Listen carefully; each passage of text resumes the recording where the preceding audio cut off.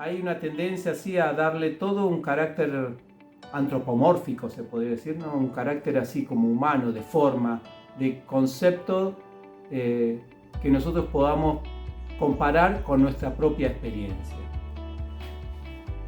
Ahora la pregunta es real? ¿Es real que los planetas inferiores son piernas del Señor? ¿Son las piernas? ¿Estamos nosotros ahora situados en las piernas, en el ombligo?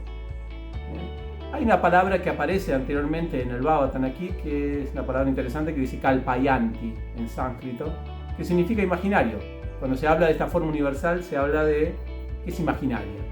Entonces uno puede decir, ¿y por qué nos están invitando a una concepción o a una meditación imaginaria del Bhagavatam?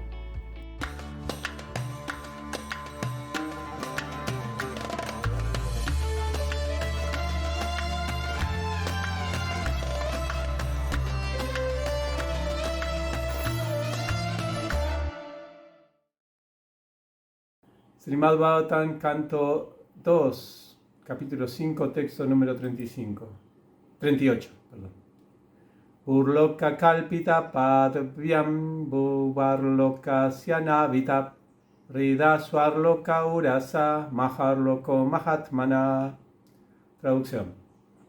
Los sistemas planetarios inferiores, ascendiendo hasta el nivel del estrato terrestre, se dice que están situados en sus piernas. Los sistemas planetarios medios, comenzando desde Bhuvarloka, están situados en su ombligo.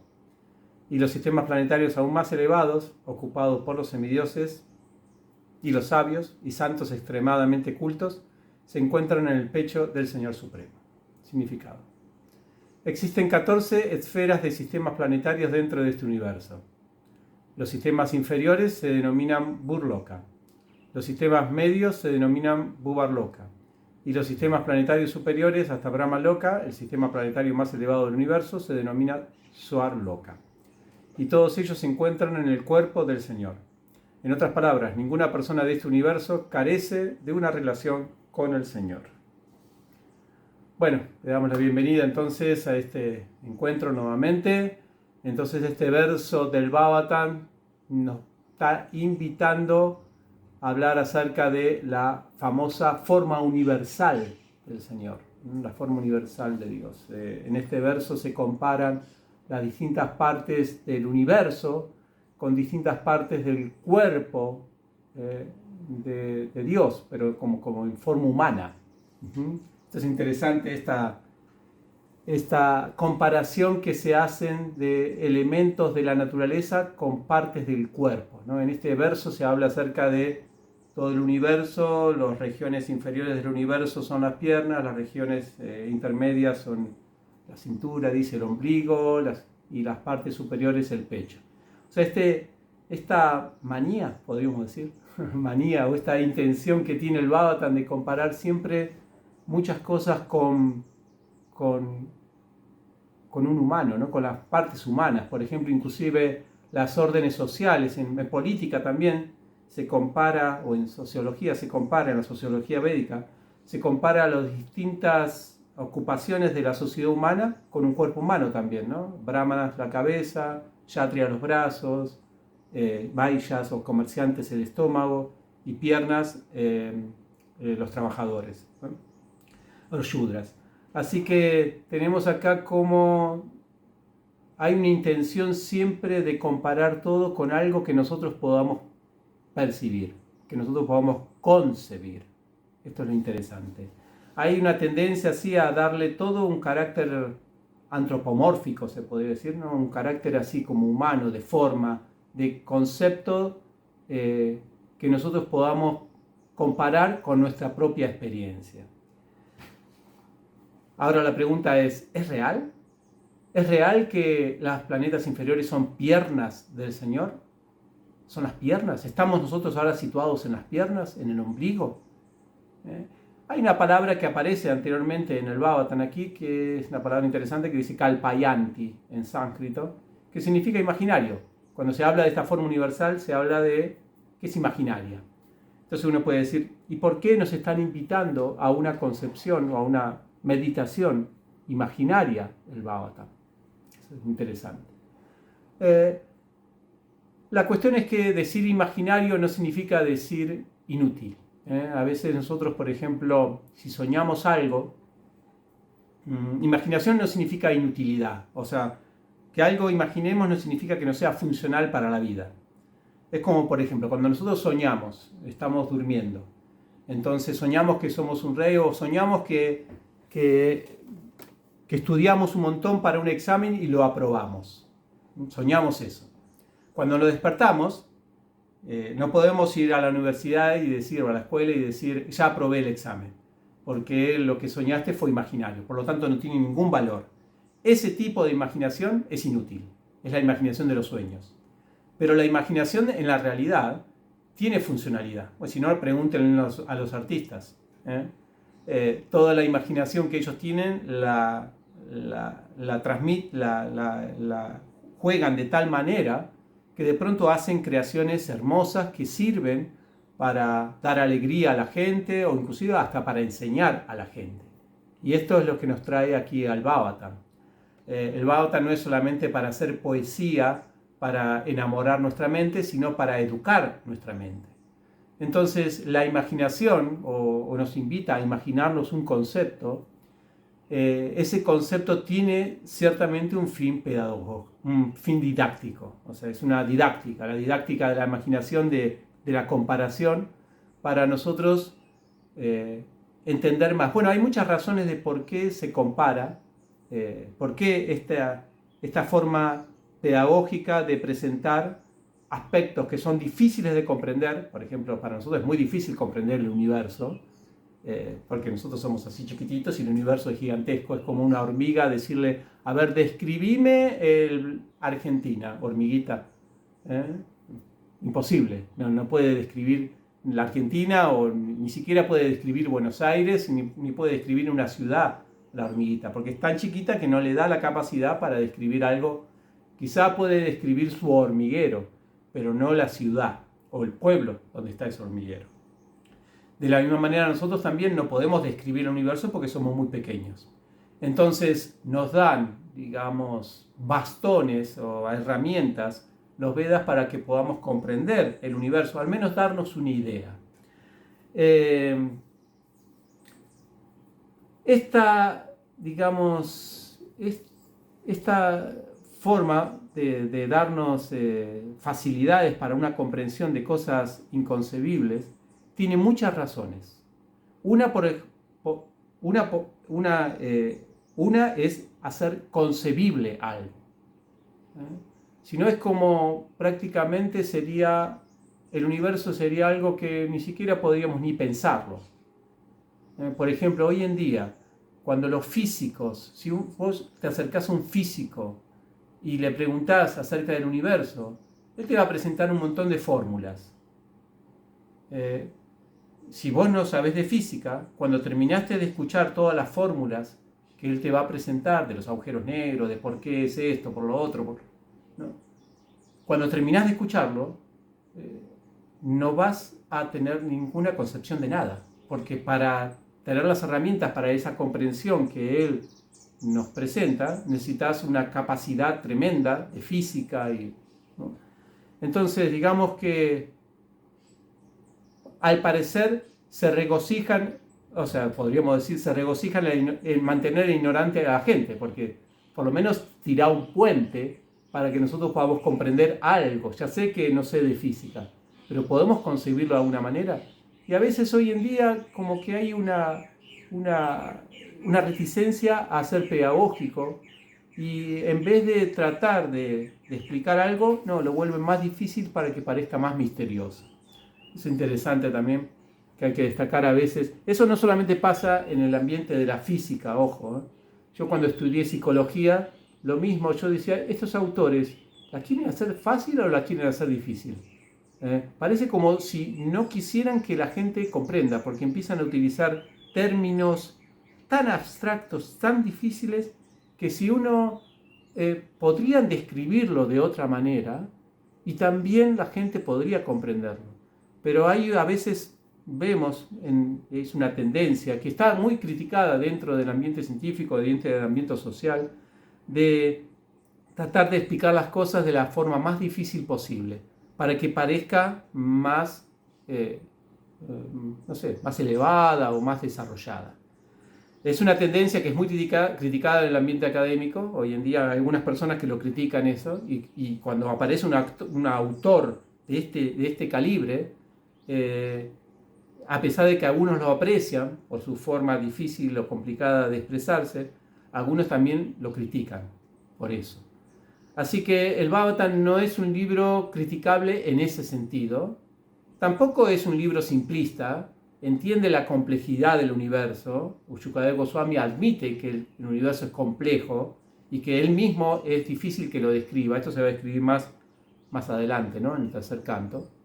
Pero aún así tira puentes para que se pueda comprender. Esta es la primera razón de por qué a veces se compara elementos de la naturaleza con cosas que nosotros podamos concebir, a pesar de que quizás no sea tan así.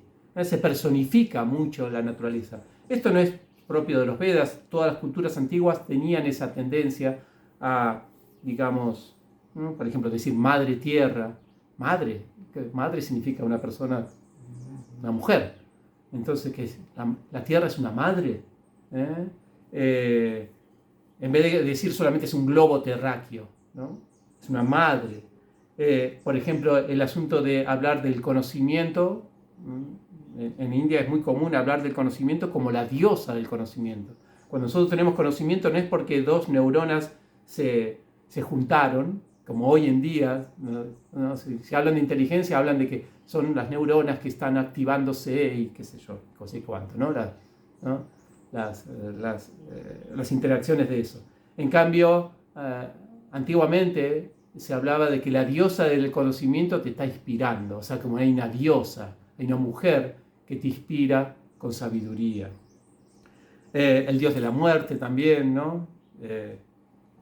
La forma de hablar acerca de la muerte personificándolo. En nuestro Bhagavatam tenemos, en vez de un agujero negro en el espacio, tenemos a Mahavishnu recostado con sus brazos, sacando miles de universos desde sus agujeros negros o de sus poros. Entonces siempre hay una tendencia a la personificación, ¿no? A personalizar todo, al menos para que sea concebible. Esto es lo primero. Lo segundo es ser poético. La segunda razón por la cual el Bhagavatam nos presenta estas analogías así que parecen simples y que es para brindarnos poesía al explicar elementos inconcebibles. Nosotros sabemos, bueno, el mundo sabe, que la poesía es el lenguaje para expresar aspectos del mundo que son muy difíciles de expresar de otro modo. Los artistas, los poetas, los pintores tienen una facilidad para expresar aspectos del mundo que de otra manera sería imposible expresarlos. Por ejemplo, ¿quién expresa mejor el amor? ¿Alguien que lo analice neuronalmente o un poeta? ¿Quién te hace llegar mejor lo que es el amor? ¿Un científico que analice todo de dónde surgen los afectos dentro del cerebro? ¿O un poeta que te exprese elementos? No, uno entiende mejor el amor por un poeta. Entonces la poesía tiene un rol también pedagógico interesante. Hacer las cosas poéticas llegan mejor a una persona al entendimiento de que a veces la prosa o el análisis simplemente así. A propósito de esto, hago un paréntesis. Según Schopenhauer, un gran filósofo del siglo XVIII, él decía que la filosofía también es arte, pero es el arte de poder transmitir el mundo, así como todos los artistas transmiten el mundo, algunos lo transmiten con la música, otros con la poesía, el filósofo lo transmite con los conceptos. Así que, pero bueno, hay que saber trabajar con esos conceptos para que lleguen a la gente. Así que el filósofo es un artista, decía Schopenhauer. Así que bueno, esto es lo que estábamos tratando de hacer acá, esta poesía con la filosofía, para ver si llega este significado del Bhagavatam.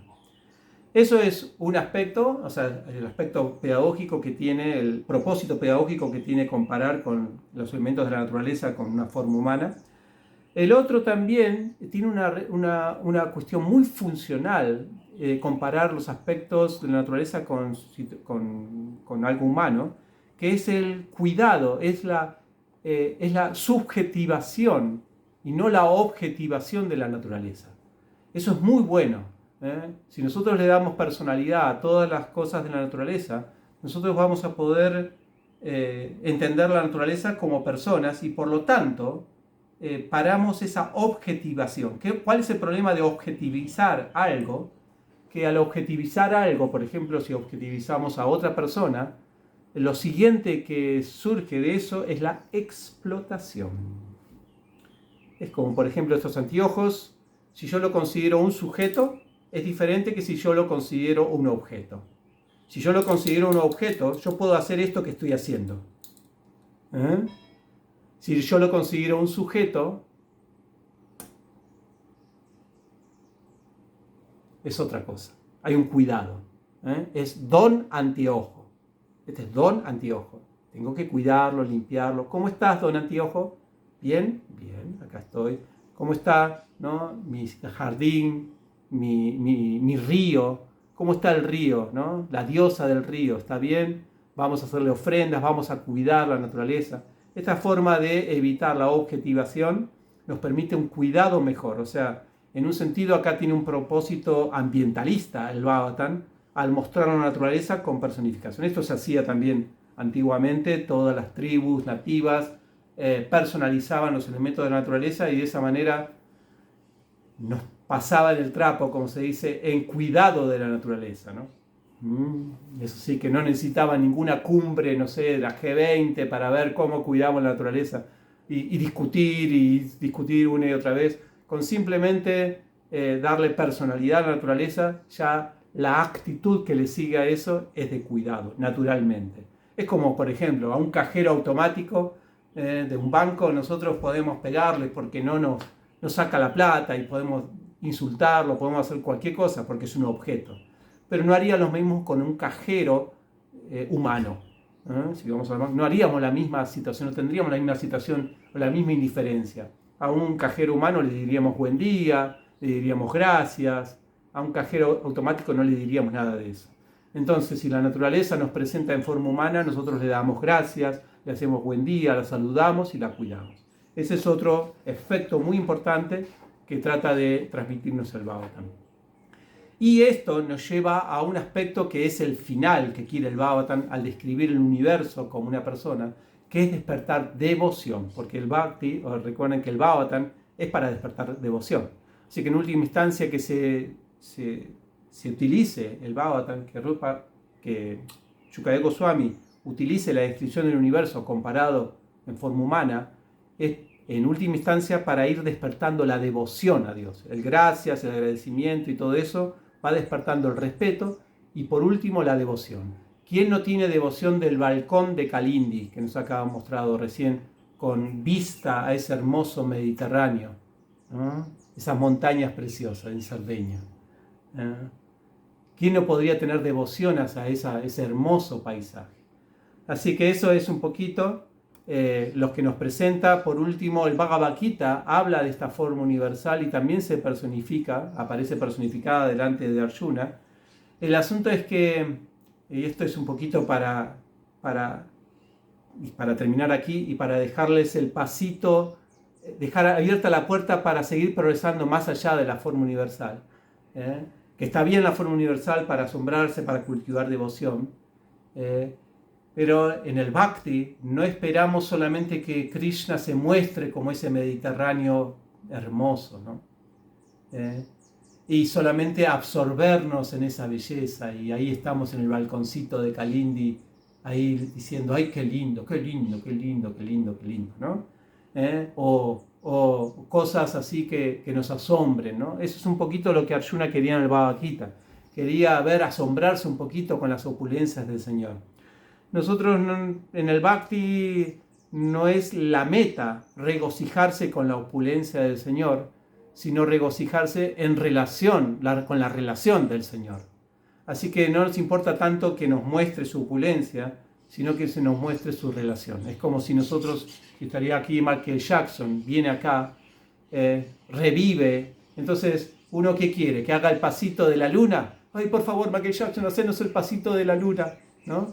y solamente queremos que haga su baile. Sí, haceme el baile, haceme el baile. Bueno, eso es un poco reclamarle a Dios solamente que nos muestre sus opulencias, que es lo que hizo Arjuna en el Bhagavad Gita. En realidad, una postura superior, más madura de una persona, tanto materialmente hablando en las relaciones como espiritualmente hablando, es que quiere cultivar una relación con Michael Jackson. Michael Jackson, por favor, sentate, ¿querés algo para comer?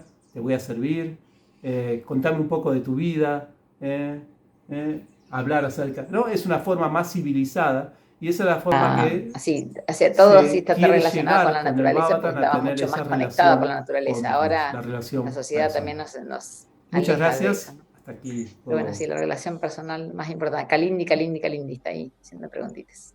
Tiene Dale, que ser muy Kalindi. corta la pregunta y la respuesta, porque ya está muy Sí, tiempo. no, solamente que la forma universal que le mostró a Arjuna, Krishna en el Bhagavad Gita, ¿también es imaginaria o es más o menos imaginaria, como dice en uno de estos versos anteriores? Hay que entender el concepto de imaginario. Imaginario no significa que era falsa. O sea, la forma existió. El asunto es que eso no representa a Krishna. Eso es una forma de concebir a Krishna. Está bien, está bien. Así que sí, existió. Esa forma universal se mostró. El asunto es que fíjate que no es que tenía una existencia como una categoría ontológica. O sea, en realidad la forma universal es el universo.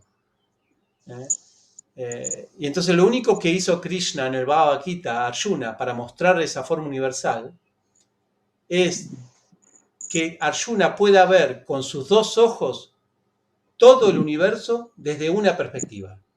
Eso es lo único que cambió. O sea, es ver el universo. Pero lo que pasa es que nosotros, cuando vemos hacia adelante, ya no vemos hacia atrás. Y no vemos a los costados. Y no vemos arriba ni vemos abajo. Entonces, nuestros ojos son limitados. Entonces, si querríamos ver el universo, ¿cómo hacemos? Imposible, no lo podemos ver. Porque no lo podemos ver de uno. Tenemos que sacar distintas fotos. Entonces, Arjuna quería ver todo, la forma universal, de una vez. Para eso hay maneras, pero necesitas unos ojos divinos. No significa que los que están acá no tienen ojos lindos. Todos tienen ojos muy lindos. Pero ojos divinos en el sentido de que ojos trascendentales, ojos que puedan ver más allá de lo que estos ojos pueden ver. Krishna le dio a Arjuna esos ojos divinos, dice. Divyan Chakshu, creo que algo así dice el Bhagavad Gita. Y con eso, bueno, él pudo ver todo el universo desde un lugar. Entonces, ¿qué es lo que vio él? El universo. O sea, es real el universo. Lo que no es real quizás es darle el carácter antropomórfico, podríamos decir, el universo. ¿Está bien? Bien. Gracias. No, gracias a ti. ¿Qué tenés? ¿El océano qué sería ahí? De Krishna. Este es el mar, Tirreno no, el Adriático. El Adriático, bien. Pero... No, el Tirreno, perdón, el Tirreno. El Adriático es el del otro lado. Ah, bien. No, lo que quería preguntarte es ¿qué parte del cuerpo es ese océano? Interesante. ¿Qué dice Krishna? Bueno, ya lo van a ver ahí en el... En el Bhagavad Gita, ¿decís? Porque en el Bhagavad Gita dice algo de los océanos, ¿no? Sí, cuando de las masas de agua yo soy el océano. Pero también en este capítulo aparece algo de cuando compara los ríos son sus venas. Bueno, hay distintas... sí. Bueno, quizás ahí tenés un charquito de sus venas, o el corazón, no sé, algo así.